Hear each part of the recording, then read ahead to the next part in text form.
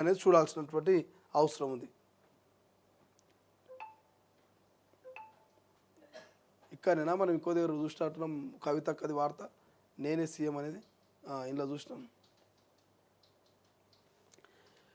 BRS నాది, కొత్త party పెట్టను, ఎప్పటికైనా సీఎం అవుతా, 10 ఏళ్లకో 20 ఏళ్లకో ఎలాగైనా నెరవేర్చుకుంటా, దెయ్యాలను ఏరి పడేస్తేనే పార్టీకి మనుగడ, రామన్నతో ఎలాంటి విభేదాలు లేవు, సమస్యలు ఉన్నాయి పరిష్కరించుకుంటాం, పార్టీ నేతల సపోర్ట్ లేకనే ఎంపీగా ఓడిపోయా, మా పిఏ స్థాయి వ్యక్తుల ఫోన్లు ట్యాప్ అయ్యాయి, విచారణకు రమ్మని సిట్ నుంచి కాల్స్ వచ్చాయి, నాకు ఎప్పటికీ కేసీఆర్ ఒక్కరే నాయకుడు, తెలంగాణ జాగృతి అధ్యక్షురాలు బీఆర్ఎస్ ఎమ్మెల్సీ కల్వకుంట్ల కవిత రాబోయే ఎన్నికల్లో ఎమ్మెల్యేగా పోటీ చేస్తాంట అక్క.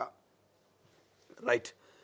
బీఆర్ఎస్ నాది, కొత్త పార్టీ పెట్టను, పార్టీలో సమస్యలు ఉన్న మాట వాస్తవం, వాటిని పరిష్కరించుకుంటాం, దయ్యాలను ఏరి పడేస్తేనే పార్టీకి మనుగడ, జాగృతిని మరింత బలోపేతం చేస్తా, అన్ని నియోజకవర్గాల్లో పునరుద్ధరిస్తాం, కాంగ్రెస్ ప్రభుత్వంపై వ్యతిరేకత మొదలైంది, వచ్చే ఎన్నికల్లో బీఆర్ఎస్ పార్టీ తప్పక అధికారంలోకి వస్తుంది, రామన్నతో ఎలాంటి విభేదాలు లేవు, పార్టీ నేతల మద్దతు లేకనే నిజామాబాద్ ఎంపీగా ఓడిపోయా, మళ్ళీ ఎంపీగా పోటీ చేస్తానంటే మా డాడీ వద్దన్నారు, అందుకే ఎమ్మెల్సీ అయ్యా, ఇక మా పిఏ స్థాయి 4 వ్యక్తుల ఫోన్లు ట్యాప్ అయ్యాయి, విచారణకు రమ్మని సిట్ నుంచి కాల్స్ వచ్చాయని వాళ్ళు చెబితే వెళ్ళమని చెప్పా, కానీ మళ్ళీ కాల్స్ రాలేదు, కేసీఆర్ బోలా శంకరుడు నా ఫోన్ ట్యాపింగ్ చేయిస్తారని నేను అనుకోవట్లేదు, కింది స్థాయి వాళ్ళు చేసి ఉండొచ్చు, సమయమే అన్నిటికీ సమాధానం చెప్తుంది, రాబోయే ఎన్నికల్లో ఎమ్మెల్యేగా పోటీ చేయాలనుకుంటున్నాను, భవిష్యత్తులో ముఖ్యమంత్రి అవుతా, అది 10 ఏళ్లకో 20 ఏళ్లకో ఎలాగైనా నెరవేర్చుకుంటా అంటూ తెలంగాణ జాగృతి అధ్యక్షురాలు బీఆర్ఎస్ ఎమ్మెల్సీ కల్వకుంట్ల కవిత అన్నారు.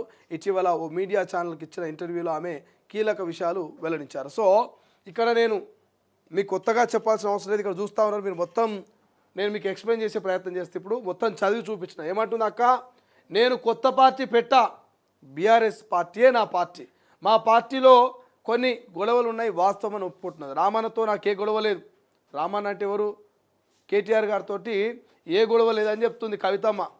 సో అంతర్గతంగా కొన్ని విభేదాలున్నాయి వాస్తవమే, కానీ నాకు రామన్నకే బాధ లేదు, ఇక ఎంపీగా ఓడిపోనికే కారణం మా పార్టీ నేతలు అని చెప్పేసి కల్వకుంట్ల కవిత ఓ టీవీ ఛానల్కి ఇచ్చిన ఇంటర్వ్యూలో మనసులో మాటను బయటపెట్టింది.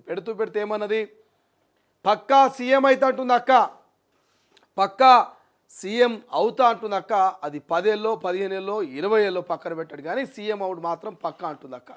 సో ఇక ఫోన్ ట్యాపింగ్ వ్యవహారం కవితక్కకు సంబంధించినటువంటి 4 డ్రైవర్లు అయ్యి పిఏలు కాలి కొంత ఫోన్లు ట్యాప్ అయినాయట, వాళ్ళు వచ్చి కవితక్కకు చెప్తే మరి సిట్ నుంచి నోటీసులు వచ్చినాయి అక్క గిట్లా అంటే మరి హాజరుగా అని చెప్పినట, మళ్ళీ ఫోన్ రాలేదట. సో కవితక్క ఫోన్ కూడా ట్యాప్ అయినటువంటి పరిస్థితి ఉన్నదట, కానీ మరి కేసీఆర్ ఈ ఫోన్ ట్యాపింగ్ చేస్తారని నేను అనుకోవట్లేదు, ఆయన బోలా శంకరుడు అని చెప్పేసి తండ్రిని శంకరుడు బోలా శంకరుడితో మరి సంబోధించినటువంటి పరిస్థితి. సో నిజంగానే కేటీఆర్కి తెలియకుండా, హరీష్ రావుకి తెలియకుండా, కేసీఆర్ తెలియకుండా కల్వకుంట్ల కవిత పిఏదో డ్రైవర్దో లేకపోతే కల్వకుంట్ల కవిత ఫోనో ట్యాప్ చేసే అవకాశం ఉందా?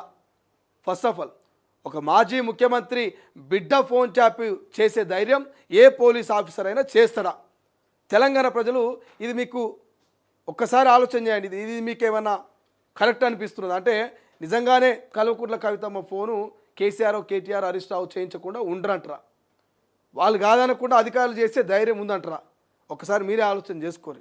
సో కవితక్క బాగానే వెనకేసుకొస్తున్నది డాడీని, అన్నని, పార్టీని బాగానే వెనకేసుకొస్తున్నది. మా డాడీ బోలా శంకరుడు, ఆయన అట్లా చేస్తూ ఆయన కాదు, ఫోన్ ట్యాపింగ్ చేస్తూ ఆయన కాదంటుంది. కానీ కేసీఆర్ను కేటీఆర్ను కాదని మరి ఏ police అధికారైనా Kalvakuntla Kavitha phone tap చేసే అధికారము, ఆ ధైర్యము, దమ్ము ఉండదంటరా? మీరే ఒకసారి ఆలోచన చేసుకోండి. కవితక్క చెప్పేదాంట్లో ఎంత నిజము ఎంత అబద్ధం ఉందో మీరు అంచనా వేసుకోండి. సో బట్ ఏదేమైనప్పటికీ మాత్రం జాగృతిని అక్క బలపరుస్తుందట. రానున్న రోజులు అన్ని నియోజకవర్గాలకు జాగృతిని విస్తరింపజేసి ఆమె ఎమ్మెల్యేగా పోటీ చేసి ఇక మంత్రి అయ్యి ముఖ్యమంత్రి దాకా పోతుందంట అక్క. మనసులో మాట బయటపెట్టింది. దయాలను మొత్తం తరిమి కొడుతుందట. మరి దయాలను ఎట్లా తరిమి కొడుతుందో మరి నాకైతే అర్థమవుతుంది, కానీ దయాలను తరిమి కొడతాం, పార్టీని బలపరుచుకుంటామని చెప్పేసి కల్వకుంట్ల కవితగా చెప్తున్నది. సో ఎటకేలకు ఎన్నో రోజుల నుంచి చెప్తున్నాయి మీడియా కావచ్చు, సోషల్ మీడియా కావచ్చు, రాజకీయ విశ్లేషకులు, కల్వకుంట్ల ఫ్యామిలీలో కుర్చీ కొట్లాట మొదలైంది, ముఖ్యమంత్రి పీఠం మీద కన్నుపడ్డది. ఇక కల్వకుంట్ల ఫ్యామిలీ ఉన్నటువంటి కేసీఆర్, కేటీఆర్, హరీష్ రావు, మరి కవిత వీళ్ళందరూ కూడా కుర్చీ కోసం కొట్లాడుతున్నారు. 4 ముక్కలైంది కల్వకుంట్ల ఫ్యామిలీ అని చెప్పేసి డిస్కషన్ నడిచింది. అది వాస్తవమే అన్నట్టు అక్క కుండ బద్దలు కొట్టినట్టు చెప్పింది ముచ్చట. సో సీఎం అయితే అక్క తర్వాత ముచ్చట కానీ ఉన్నట్టు అక్క ఇక ముచ్చట బయట పెట్టింది. రైట్, ఇక్కడ చూడండి, జూబ్లీహిల్స్ బరిలో కొత్త ముఖం ఆలోచిస్తున్న కాంగ్రెస్ నాయకత్వం ఒక వార్త కనిపిస్తుంది. క్లీన్ ఇమేజ్ ఉన్న వ్యక్తి కోసం అన్వేషణ అంట.